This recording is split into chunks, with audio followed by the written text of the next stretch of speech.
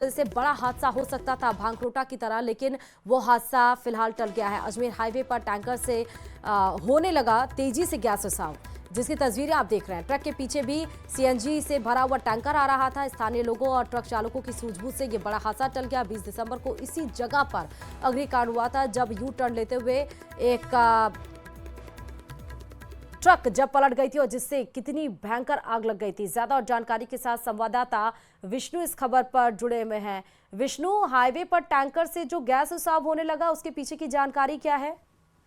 बिल्कुल, देखिए जो तस्वीरें नजर आ रही है वो अजमेर रोड पर भांकरोटा थाना इलाके का घटना है, जहाँ पे डीपीएस के पास एक बार फिर से उसी कट के पास में जहाँ पर 30 दिसंबर को भांकरोटा अग्निकांड हुआ था, एक बस की और गैस टैंकर की टक्कर हुई थी। उसी तरीके से जो टोरेंट गैस का जो कंपनी का जो टैंकर था वो जब आ रहा था और भांकरोटा कट के पास में इस टैंकर में इसका पाइप टूटने से तेजी से गैस का रिसाव हुआ।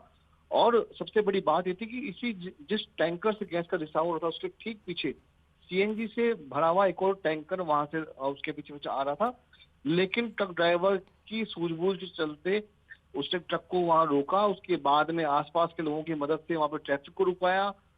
जो पीछे चल रहा सीएनजी से भरा टैंकर था उसको साइड में करवाया, जिसके बाद ये हादसा वहां पर टल गया। इस दौरान सूचना मिलने पर, गैस रिसाव की सूचना मिलने पर आसपास के लोग, सिविल डिफेंस, पुलिस की टीम, उसके अलावा दमकल विभाग की गाड़ियां मौके पर पहुंची और आखिरकार किसी भी तरीके से इस हादसे को सूझबूझ के जरिए स्थानीय लोगों और ट्रक चालकों ने काबू पाकर के बड़े हादसे को होने से रोका। जी ठीक है, लेकिन क्या किसी की लापरवाही भी इसमें सामने आई है विष्णु? देखिए, भी लापरवाही की जांच जो है वो पुलिस कर रही है, लेकिन अब तक की जानकारी यही थी कि जो जिस टोरेंट गैस की कंपनी का जो टैंकर था वो आ रहा था, उस बीच किसी तकनीकी खामी की वजह से उसका पाइप लाइन, उसके जो पाइप था, मोटा पाइप था, वो टूटा और उसके टूटने से तेजी से गैस का रिसाव हुआ। इसकी वजह से वहां पर हड़कंप मचा, अफरा तफरी का माहौल हुआ। लेकिन एक बात और थी कि पीछे की तरफ जो सीएनजी का जो टैंकर चढ़ा था सीएनजी से भरा, वो कहीं ना कहीं रुक गया, अन्यथा बड़ा बड़ा ब्लास्ट वहां पर हो सकता था। लेकिन गनीमत यही रही कि ट्रक सूझबूझ की वजह से, स्थानीय लोगों की वजह से ये बड़ा हादसा टल गया। जी ठीक है, बहुत शुक्रिया विष्णु तमाम जानकारी देने के लिए।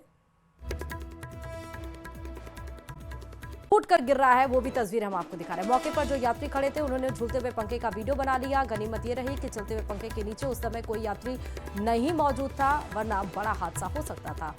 नीचे गिरते हुए पंखे का वीडियो सोशल मीडिया पर वायरल हो रहा है।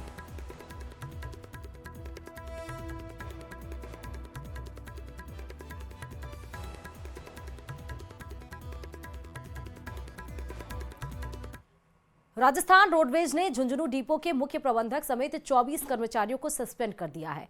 इनमें से 16 कर्मचारी 3 साल से सिर्फ कागजों में ही काम कर रहे थे। ये कर्मचारी बिना ऑफिस आए और काम किए बिना फर्जी अटेंडेंस लगाकर वेतन उठा रहे थे।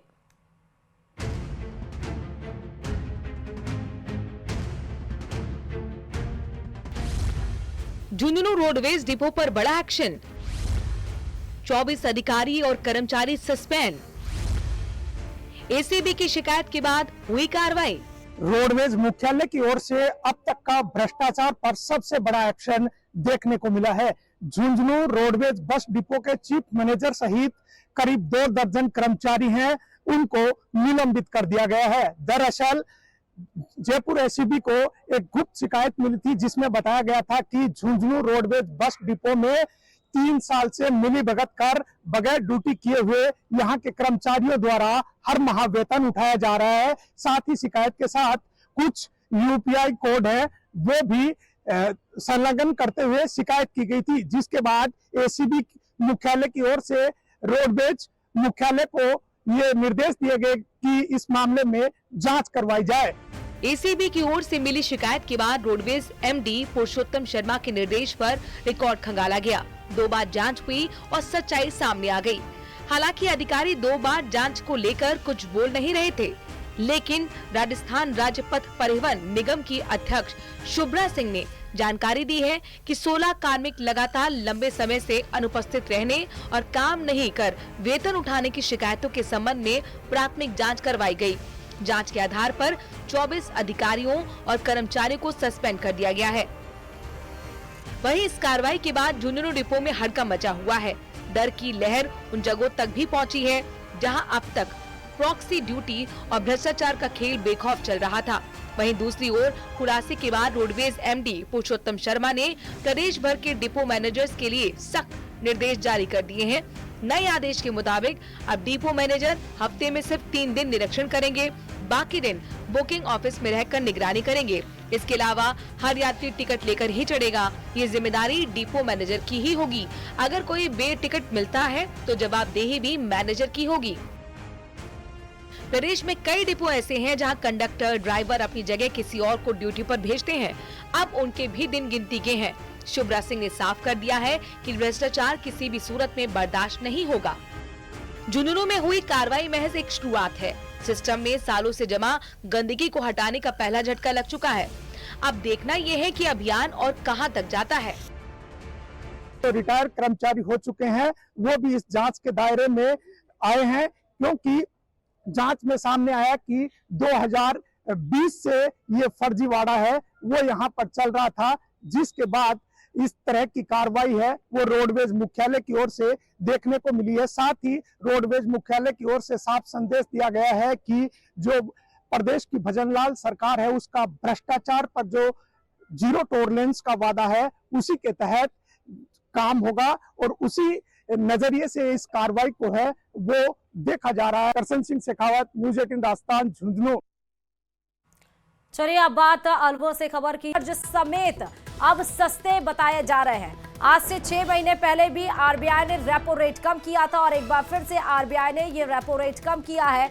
यानी अगर आपने होम लोन ले रखा है, अगर आपको किसी ईएमआई पे करनी है तो वो आपको कम पे करनी पड़ेगी। बड़ी खबर इस वक्त की आपको बता रहे हैं, आरबीआई ने एक बार फिर से रेपो रेट 6 महीने के अंदर की कटौती की है। अब की बार जो कटौती की गई है वो 0.50% है। इसके पहले 0.25% कटौती की गई थी फरवरी के महीने में और एक बार फिर से रेपो रेट घटाया गया है। यानी कि आरबीआई के द्वारा जिन बैंकों को लोन दिया जाता था वो इंटरेस्ट रेट कम दिया जाएगा। यानी कि अब आप जब बैंक से लोन या कुछ लेने के लिए जाएंगे तो वो बैंक भी आपको इंटरेस्ट रेट कम देगी। यानी कि आपका होम लोन हो गया, ईएमआई हो गई, वो अब आपको सस्ते मतलब आपको कम चुकाने पड़ेंगे। ये बड़ी खबर आपके लिए है। आरबीआई ने रेपो रेट में एक बार फिर से बड़ी कटौती की है।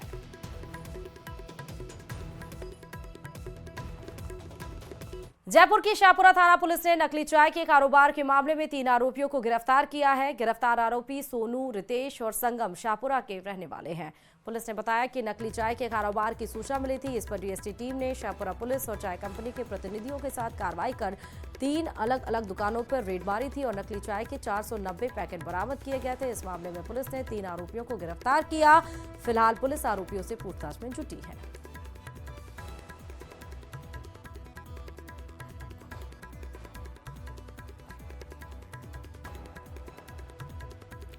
8 जून को भरतपुर के करवाड़ी पीलूपुरा में होने जा रही गुर्जर महापंचायत को लेकर एक तरफ प्रशासन अलर्ट मोड पर है, वहीं दूसरी तरफ मंत्री जवाहर सिंह बेडम का बयान भी सामने आया है, जिसमें उन्होंने साफ कहा है कि बातचीत के दरवाजे हमेशा ही खुले हैं।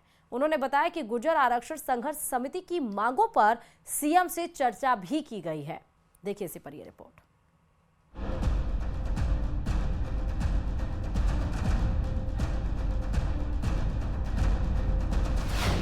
गुर्जर महापंचायत पर मंत्री जवाहर सिंह बेडम का बयान। गुर्जर आरक्षण संघर्ष समिति की मांगों पर सीएम से की गई चर्चा। गुर्जर आरक्षण संघर्ष समिति से बातचीत के रास्ते खुले।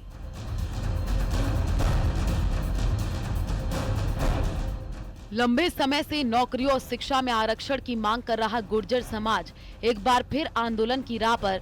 गुर्जर आरक्षण संघर्ष समिति ने 8 जून को भरतपुर के कारवाड़ी पीलूपुरा में गुर्जर महापंचायत करने का ऐलान किया है। हालांकि इस बीच मंत्री जवाहर सिंह बेडम ने बातचीत के जरिए समस्या के समाधान का भरोसा दिया। सरकार के दरवाजे हमेशा गुर्जर समाज को भी और अन्य लोगों को खुले हुए हैं।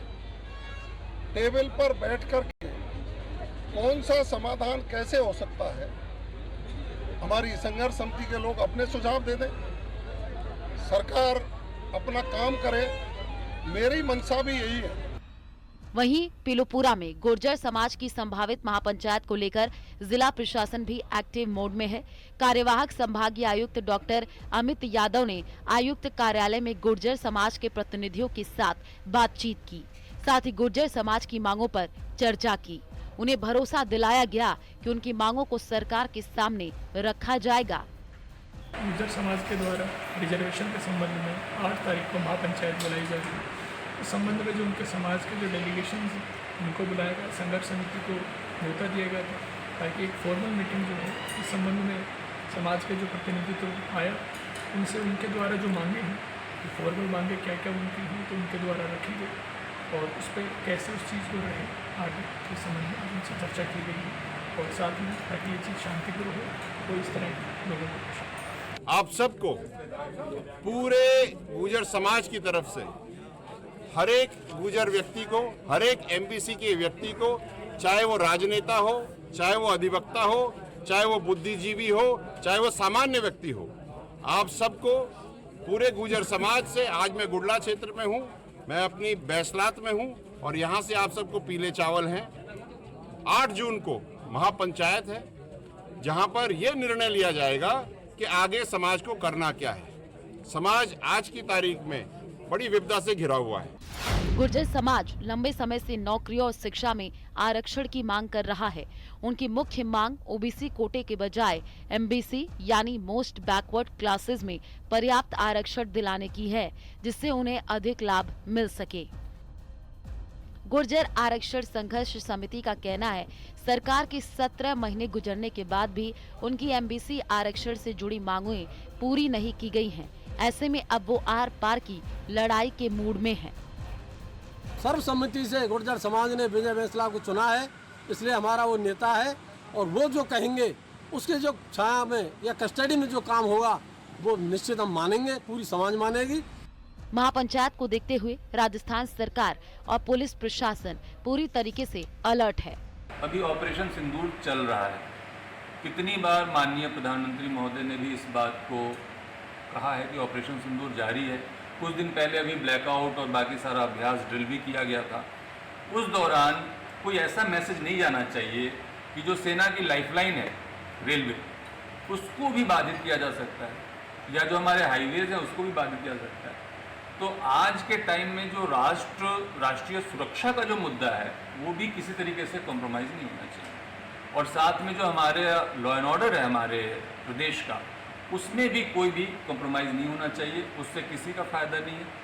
तो अंततः इस बात को लेकर के हमने बातचीत खत्म की कि सबसे बड़ी बात हम लोग एक हैं, प्रशासन, पुलिस, समाज एक है। प्रशासन ने गुर्जर समाज के प्रतिनिधियों को बातचीत के जरिए समझाने की कोशिश की। वहीं मंत्री जवाहर सिंह बेढ़म भी बातचीत की पेशकश कर चुके हैं, लेकिन अब तक गुर्जर आरक्षण संघर्ष समिति ने महापंचायत में कोई बदलाव नहीं आया है। ऐसे में 8 जून को संभावित गुर्जर महापंचायत गुर्जर समाज के जरिए सरकार पर दबाव बनाने की एक रणनीति जरूर है। भरतपुर से न्यूज़ 18 राजस्थान के लिए दीपक पुरी की रिपोर्ट। चलिए इसी के साथ ही रुकते